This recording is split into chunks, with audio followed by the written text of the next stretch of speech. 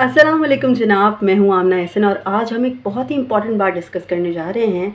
ये जो तस्वीर आपको अभी स्क्रीन पे नज़र आएगी ये है डॉक्टर अफ़ान कैसर साहब की। और डॉक्टर अफ़ान कैसर दुनिया में ख़ास तौर पे एशियाई ममालिक में और पाकिस्तानी अवाम के लिए तो ख़ास तौर पे इस वक्त कोई बहुत ही ज़ालिम और जाबिर किस्म के हुक्मरान नज़र आ रहे हैं।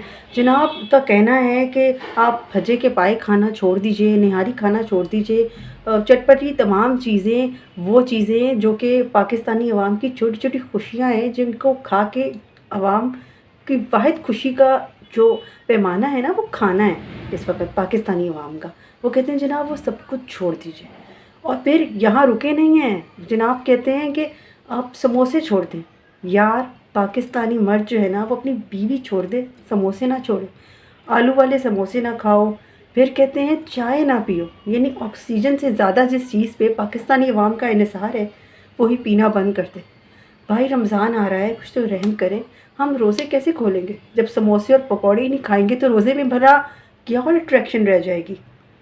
Bro, are you for real? कौन आपको भज्जे की प्लेट दे के आपसे खीरे की प्लेट लेगा? आप अवाम को कंधारी नार पे लगा रहे हैं। क्या हो गया? कितना टुर पे हो तुसी?